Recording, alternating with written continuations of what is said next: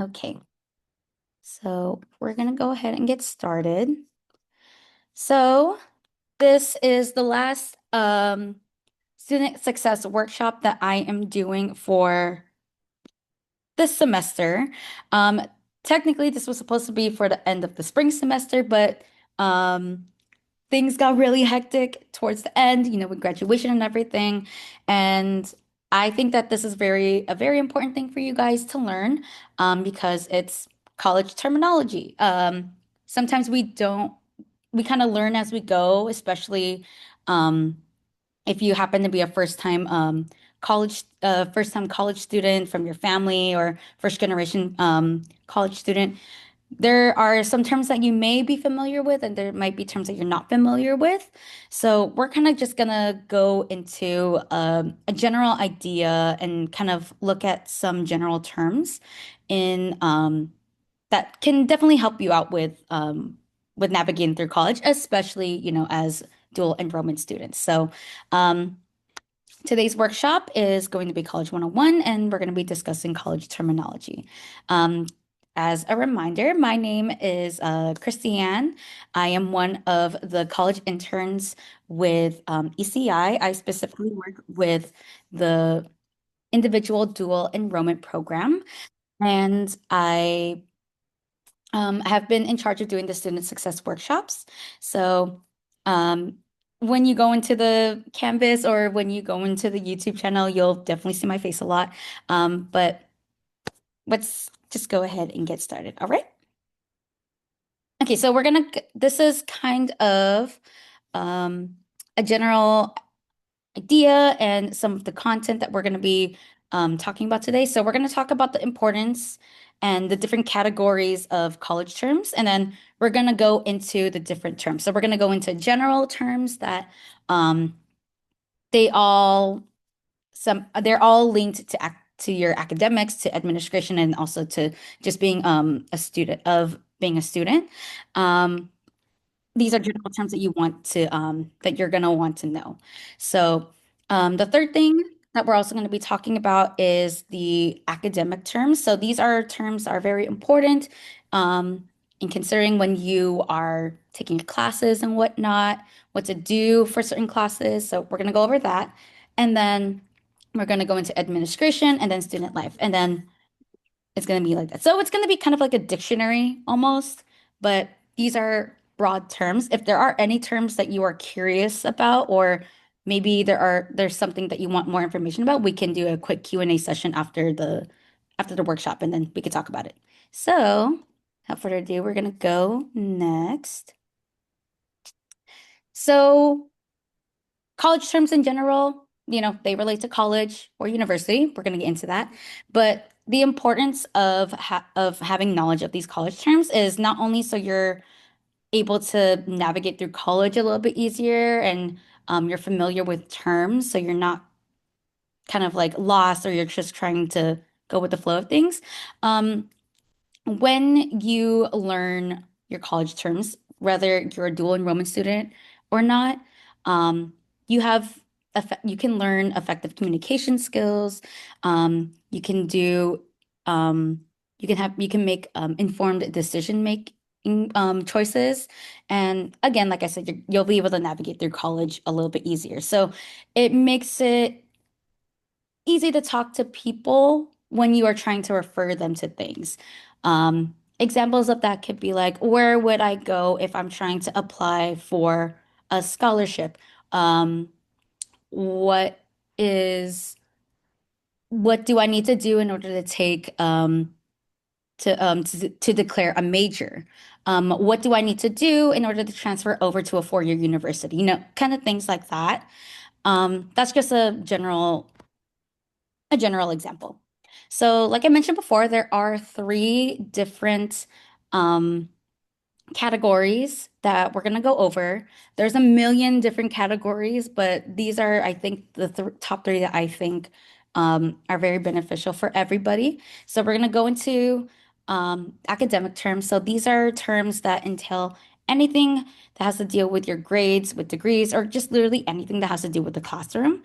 Um, we are going to go into the administration terms, which covers like different roles. Like there are different people in these roles, different processes that you have to do, and just everything about college in general, aside from your academics.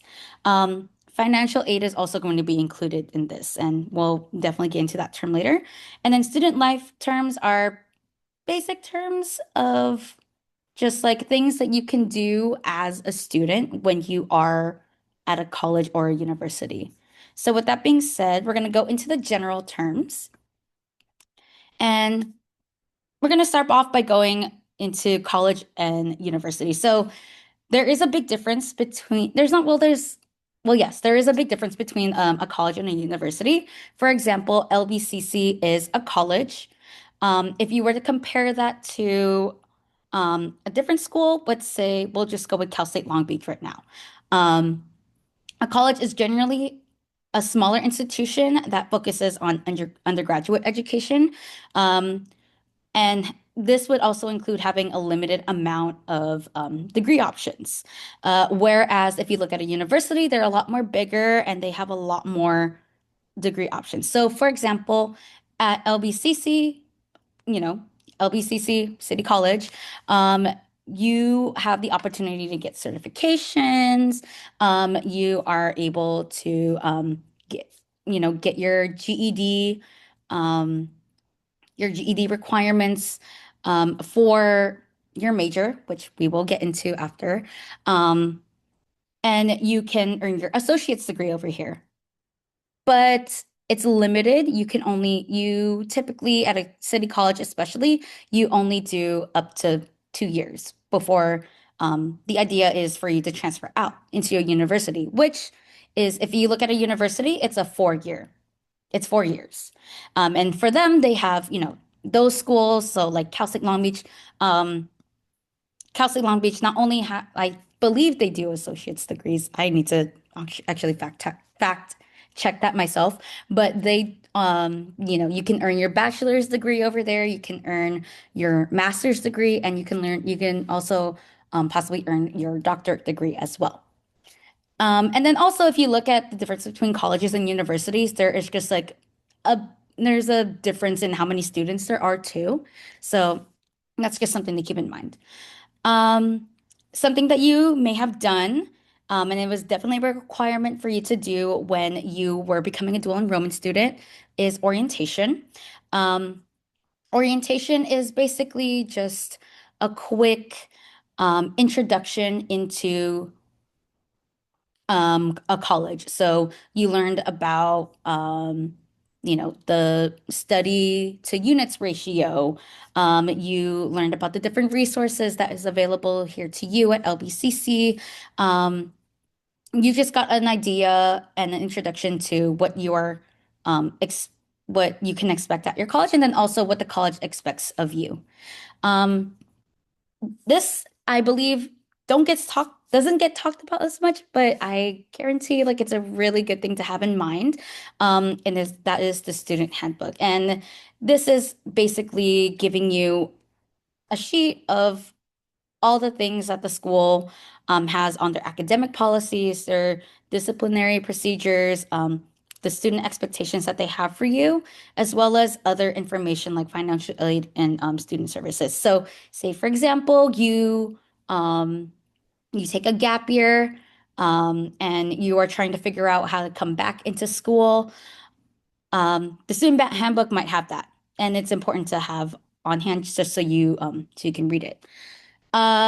We also have terms, semesters, and quarters. So terms are just most commonly in the form of semesters, quarters. So when we say fall and spring semester, um, that is the term of what the college is in, and what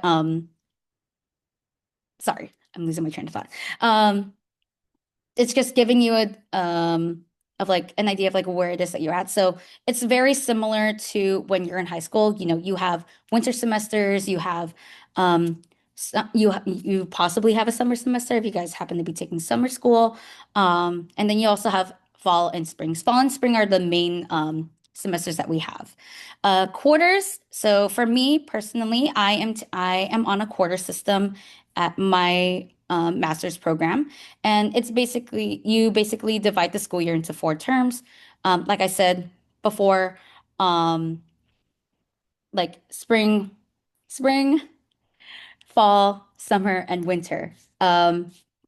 It seems I'm probably making it a little bit more complicated than I am intending it to, but when you get into the motion of your classes, you kind of just tend to go with the flow with it. So, we'll move on and go into like the work study program. So, usually, some students they may not work when they are in college, but if you want to work and get some extra money on the side, um, that is kind of like what a work study program is. So it's college students that have financial need. They usually get part-time jobs, and usually those part-time jobs can be at the school that you're at. So I know that for a fact. Like I've had a lot of friends who've done a lot of like work study, um, working with administration in Cal State Long Beach. We have. Um, we have some, I have some friends who have also done it here at LBCC. It's just a really good way to, give yourself some cash for yourself and then also to get some experience working. So it's really fun.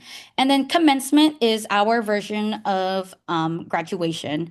Um, this is when you have completed all of your requirements, all classes, credits, units, everything that you need in order to obtain a diploma. So those are the basic general terms, and we're gonna go real quick into the academic terms. So again, this is anything that has to do within the classroom. So we're gonna go with asynchronous and synchronous. If you don't know what that is, it's mostly based off of online learning, and um, the difference between asynchronous and synchronous is just um,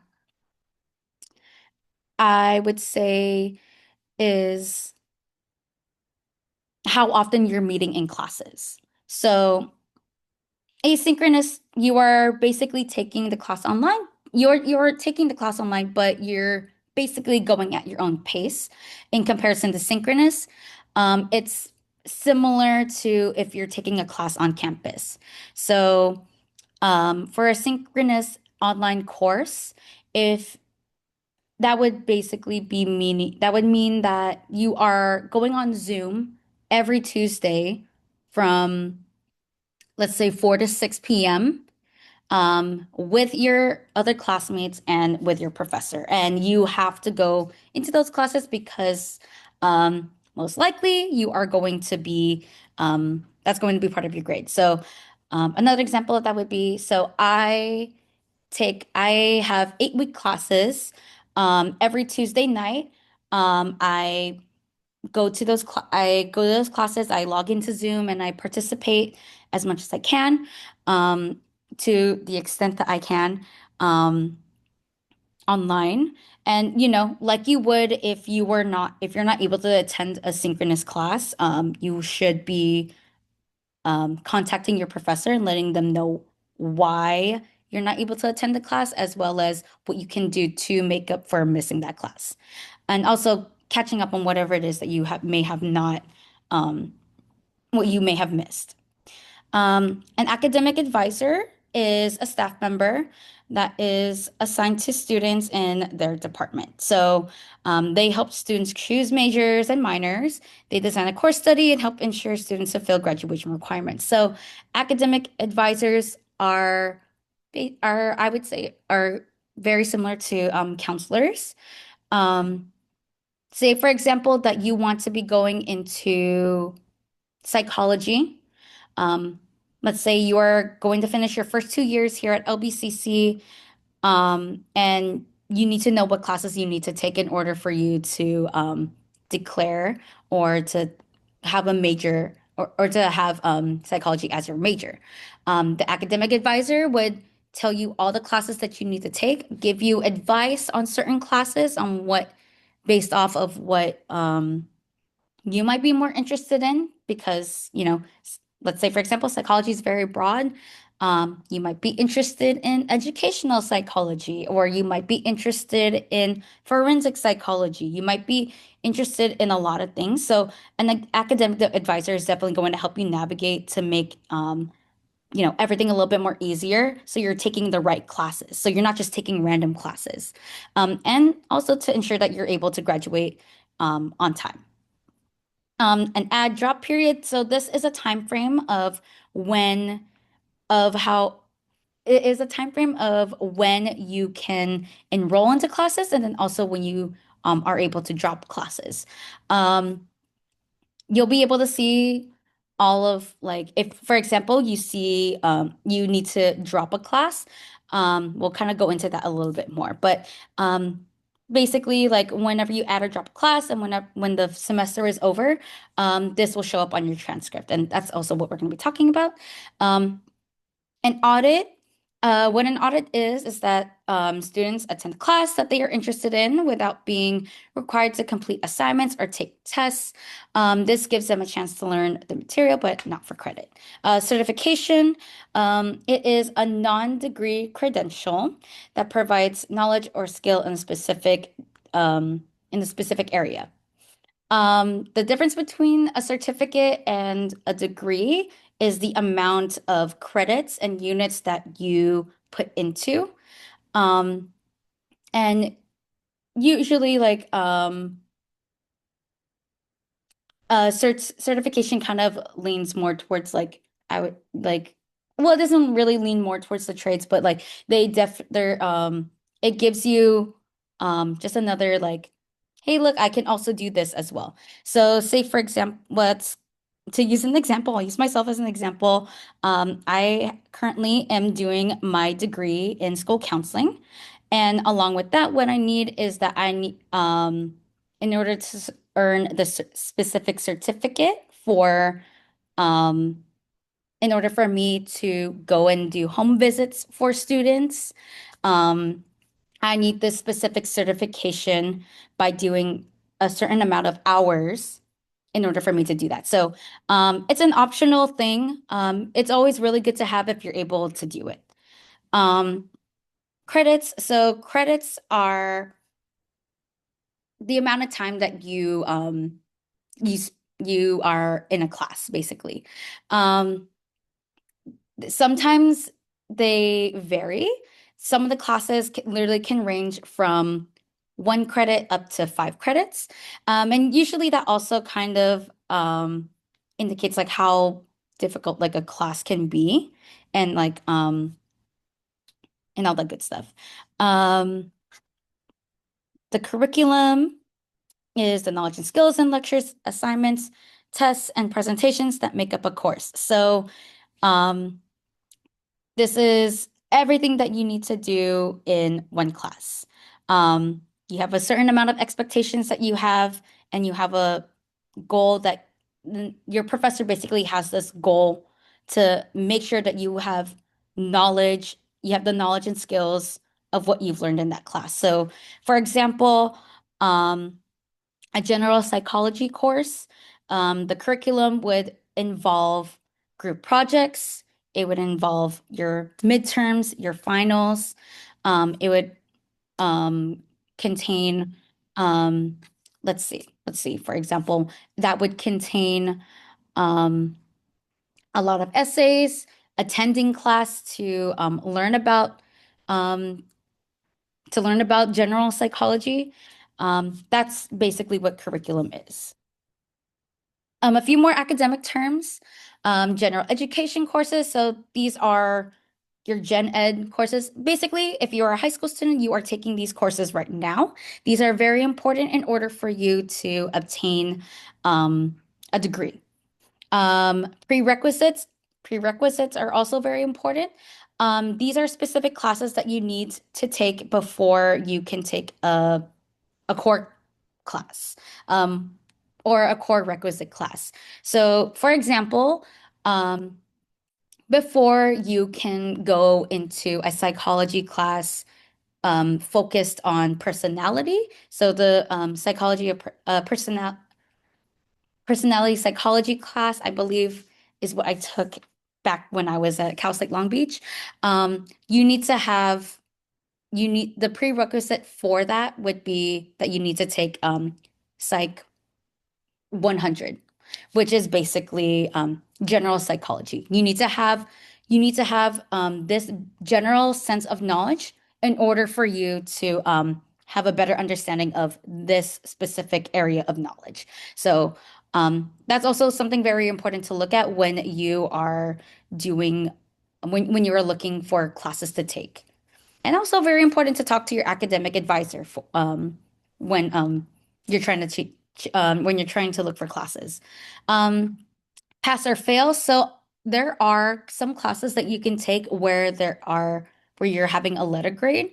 Um, the difference between um, that and this system is that if you do a pass, it's not, well, it's pass or no pass. Um, I probably would say that a lot better. Um, Basically, you're not getting a grade for the class, which means that you won't actually get credit, but you'll still be able to receive like the same amount of knowledge as someone that is getting it for a letter grade. Um, a syllabus. I actually I did a workshop about the syllabus or about your syllabi. But it's just an outline of what you're expected to learn and what you are going to learn um, in a specific class.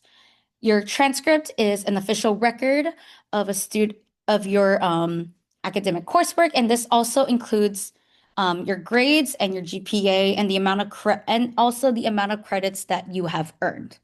Um, Transfer credits. So these are course credits that carry over from one institution to another. So say, for example, you're transferring from LBCC to Cal State Long Beach. There are a certain amount of credits that you would need in order for it to count as, um, in order for you to count it when you go over to Cal State Long Beach. So you have to take specific classes that have the equivalent amount of credits um, in order for you to, not take that class again. Say, for example, if you take one course, it might not be the same amount of credits that let's say, for example, UCLA is asking you to do. Um, so you would most likely have to take the class again. Again, this is also very important for talking with your academic advisor or your counselor so you can avoid stuff like that. Um, Withdraw is a very, very important term that I want to emphasize on. Um, what it is that you're formally dropping a course after the add drop period. So, like I said, there is a certain amount of time that you can add your class, and then there's a specific amount of time that you can do to drop your class if you end up not liking it. Um, Withdrawing is dropping a course, and it results with you having a W on your transcript. And I bring that up because although it doesn't affect your GPA, um, if you are constantly withdrawing from classes, that means that you are not finishing these classes, and it's definitely not a good look if you're trying to transfer over to another university or you're trying to transfer into a college. Um, so that's what I really want to ingrain is that although it doesn't affect your GPA, it does not really look good if you're constantly dropping classes. Um, but if there are reasons for why um you have to withdraw from a class, um one of the things that we have here at LBCC, and then I know that other schools have this too, is that there is an excused withdrawal. And that gets put on your transcript. So when an advisor is looking through your records and when you're about to transfer over to a university, they'll look at that and they'll see like, oh, they had a reason to why they had to drop this math class. So that's just something to keep in mind. Then we have administration. So again, it has different roles, different people, and different processes. And financial aid is what I'm definitely going to be honing in on with this one. So first off, we're going to talk about the dean. So these are your leaders of both academic and student life departments. So they oversee faculty and students, they set department goals, and they also handle other administrative tasks. If you have a dean at your high school, it's that they are basically doing almost exactly the same thing. Um, you have probably heard this term before, and it's really important that you guys know it. It is FAFSA. It is the Free Application for Federal Student Aid. Um, I can go in on the importance of FAFSA, but just to give a general idea of it, applying for FAFSA, it's really important for students to um, apply for it between January 1st and March 1st of the year prior of the year that you plan on attending college. So you can get a priority deadline, meaning you get your financial aid a little bit quicker. And basically, if we're going to go real quick from FAFSA to financial aid is basically any type of student loan, a scholarship, or a grant that a student receives based on your student and based on your income or your family's income, and then also on your GPA, your test scores, um, and many, many other things. And this is all to help you pay for college. So in order for you to gain financial aid, and if you want that financial aid, you know, get FAFSA done. Get that done. Um, FERPA, I will go on about briefly, especially for our dual enrollment students. This is important for you guys to know. So, FERPA is the Federal Educational Rights and Privacy Act. So this is a law that basically protects students of and it protects their privacy of their educational records. Um, and this is a very important term for our dual enrollment students because when you are taking your classes here at LBCC, you are considered a college student, you are considered an adult per se. Unless you waive that right, or you waive that FERPA form, your parents will not have access to your educational records. So that's just something really important to keep in mind. Um, Going back into financial aid, like I said, one of those forms of financial aid is a grant. So a grant is a form of financial aid where you don't have to pay anything back.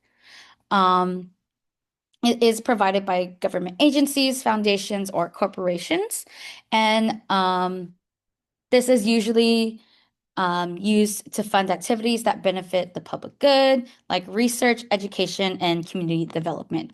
So, for example, when I applied for FAFSA and I got my financial aid, one of the grants that I was eligible to apply for was the Golden State Teachers Grant, GSTG for short.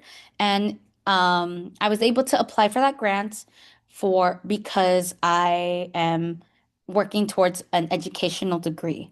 Um, and just a quick fun fact, when you apply for that, you can be awarded up to $20,000, which is a lot of money. It's a lot of money and it really has helped.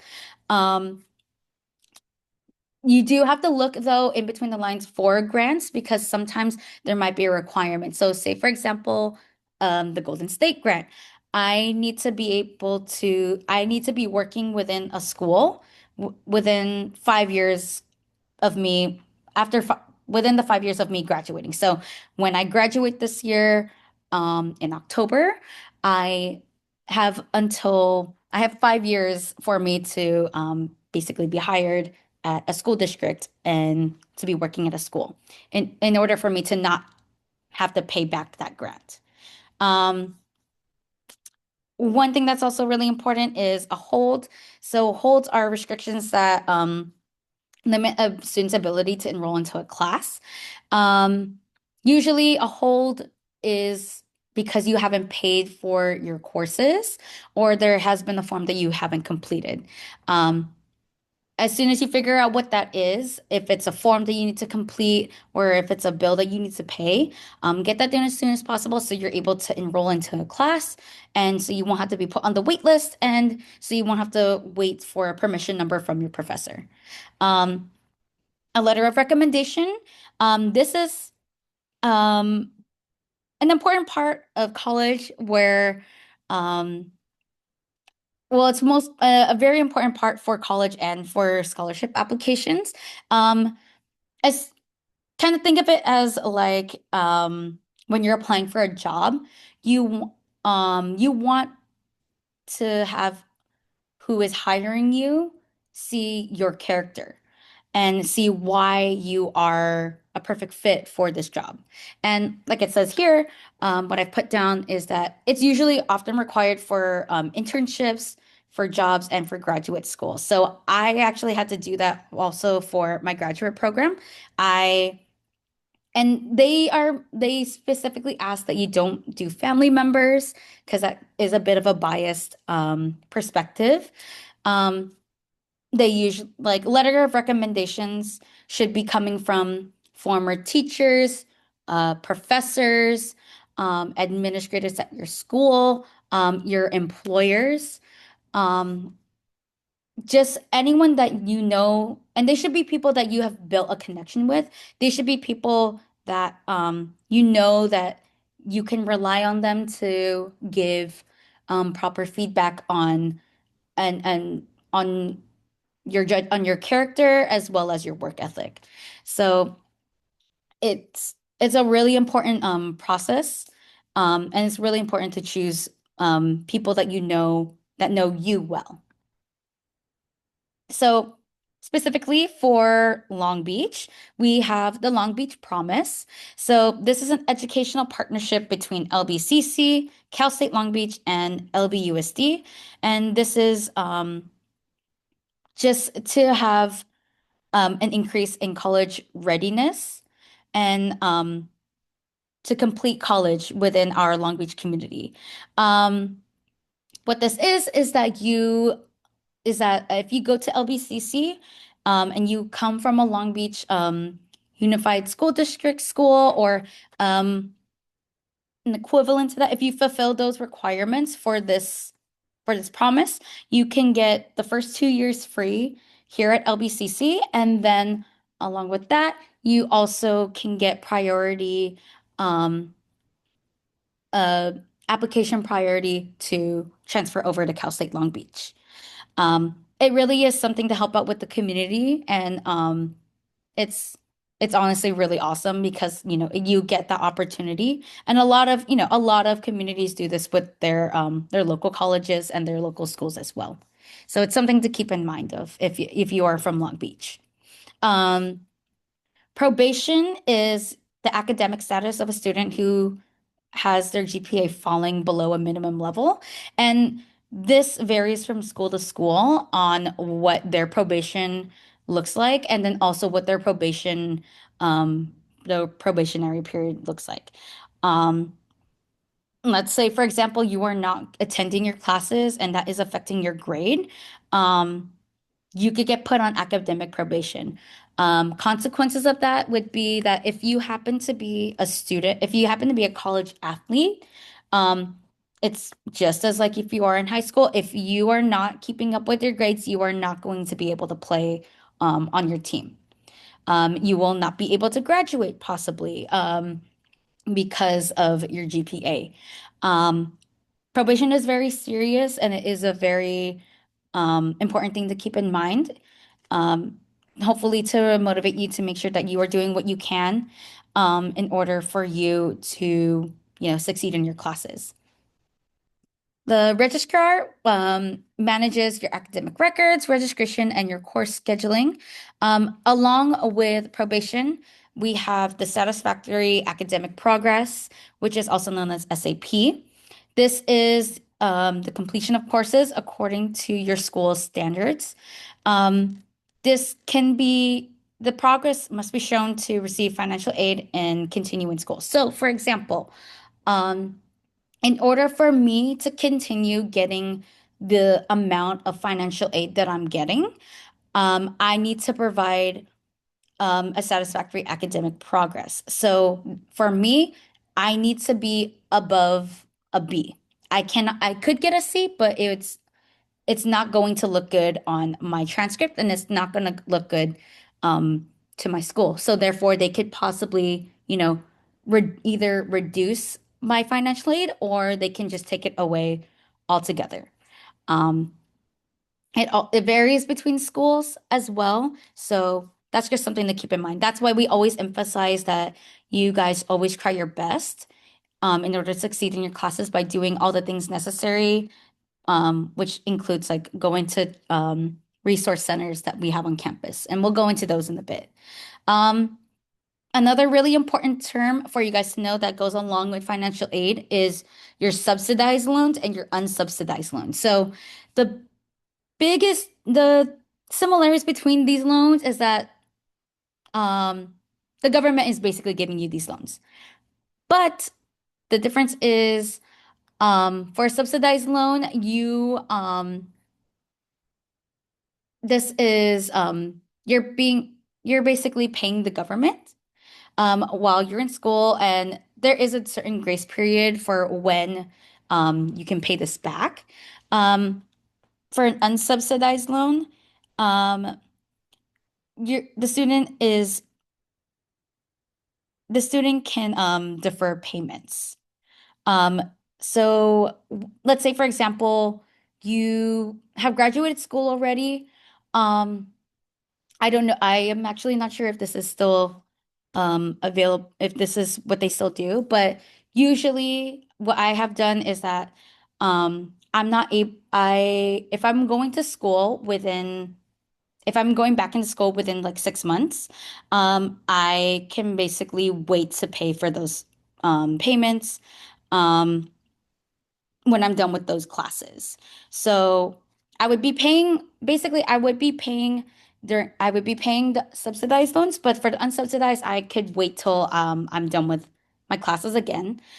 Um, when you do FAFSA, they explain it to you guys again, and there is a whole form that they give you in order for you to ensure that you understand the difference between these loans and then that you are also accepting these loans. So I would say that, it's also definitely really good to keep that in mind when you're applying for FAFSA. And then we have the final term for administration terms, which is tuition. And we all know this.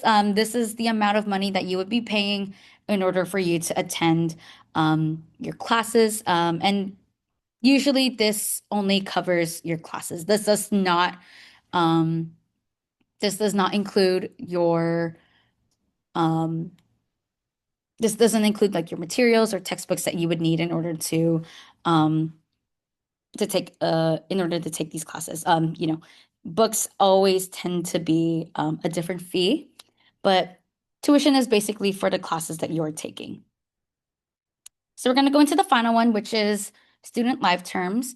So these are a little bit more fun and they are they are some of these terms are I would say like you should definitely check them out if you have the chance to when you're on campus.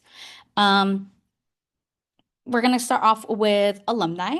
So these are people who have graduated from school. Um, Fun fact, um, if you are a female graduate, you're called an alumna. But basically, it's people who've graduated from school.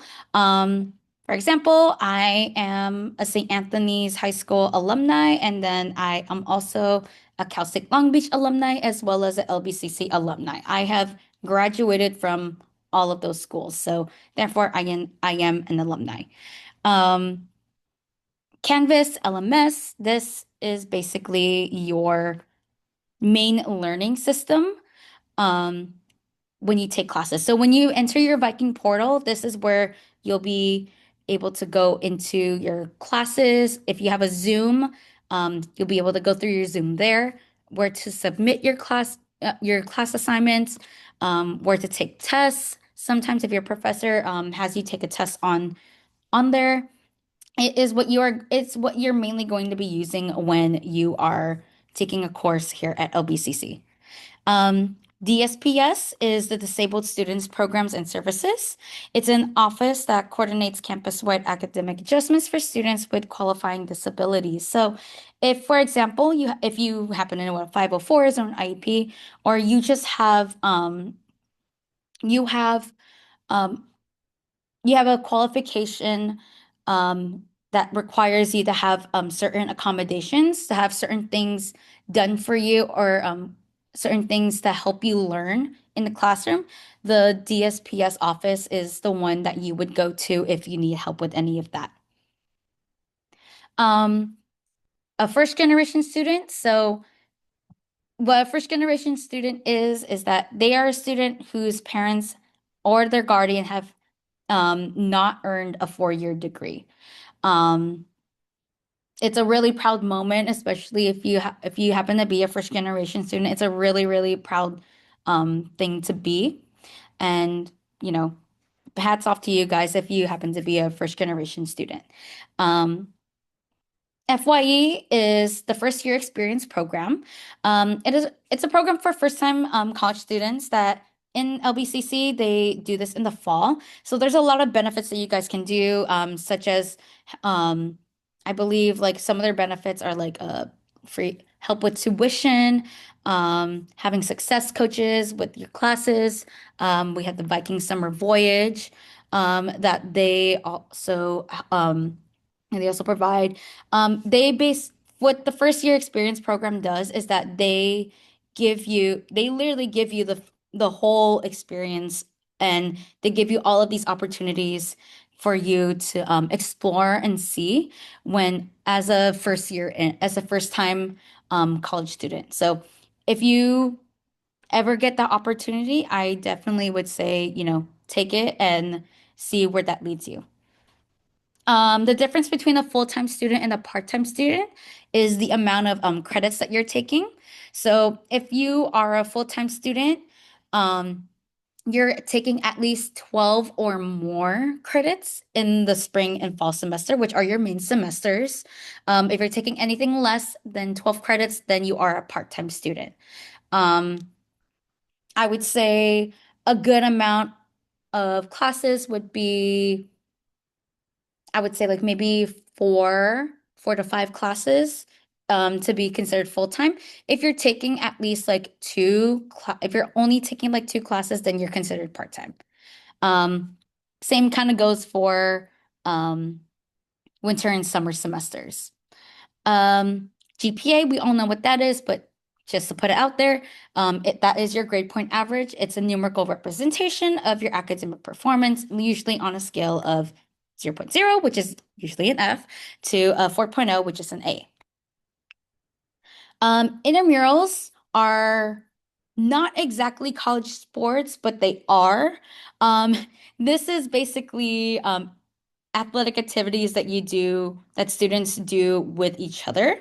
So I used to do a lot of intramurals when I was here at LBCC, and some of those intramurals were doing volleyball, doing basketball, and also doing some softball. Um, that's what intramurals are. And I used to be part of a social club here at LBCC too. And a lot of the times we would compete against other social clubs. And that therefore is called an intramural. They're not like the official like football team for the school or the official baseball team for the school, but this is just it's a fun time to meet new friends, to make new friends, and to um, just to enjoy some athletic activities with other students at your school. Um, a major is a focused area of study, and you have to have a certain amount of classes and credits that you need to take and complete um, with a satisfactory level in order for you to earn a degree in that area. Um, I majored in psychology for my undergraduate program, and um, I had to take a lot of general classes in order for me to um, get into higher level classes um, that I needed in order to get my bachelor's degree in psychology. So, your major is your main area of study. Your minor is usually not the same as your major, but may be taking it at the same time as your major. Um, it requires a fewer amount of classes in order to um receive a minor degree. Um, let's say for example, I have a major in psychology, but I also have a minor in let's see. Oh my gosh, what was that class? I have a minor in sociology. Or I have a, actually, no, I actually had a minor in anthropology.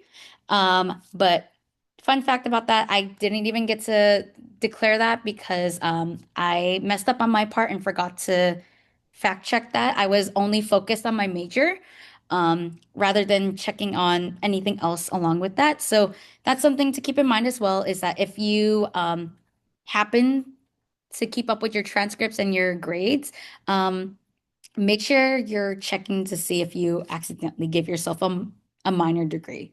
That's just my little warning to you guys. Um, Next, we have timely care. This is for a lot of colleges have this. Um, for LBCC students, it is a free 24/7 virtual service for mental health and your well-being. So you can, when you download the app and you say that it's a free app. Um, that allows you to talk to a counselor. It allows you to make appointments, and it really just helps with keeping your mental health at a healthy level, and getting the help that you may need.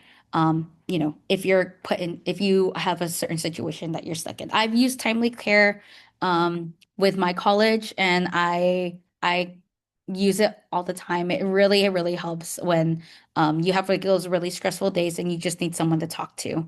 Um, there was this one time I actually talked to a counselor all the way from Texas, and it was 11 at night where I was really stressing about a paper that I had, and I couldn't handle it. I used Timely Care, and they gave me the first counselor available, and she was really, really helpful. So you never know. It's always really good. It's also a really good resource to have. So I very much want to promote that to you guys. Um, the transfer center is another important resource for students to know. Um, they are the ones that are going to be helping you transition from your college to your university. They're the ones that are making sure that you have all the requirements and that you have um, everything they have all the resources that you need in order for you to transfer out. So they will have transfer fairs, they have admissions workshops, like how to apply for, let's say, for example, to UCs, to schools overseas, and they could be doing university tours. So if there's a school that you're interested in and they happen to be going to that school, sign up with a transfer center, and then when that day comes, like you'll be going with them over to that university and you'll get to have that experience.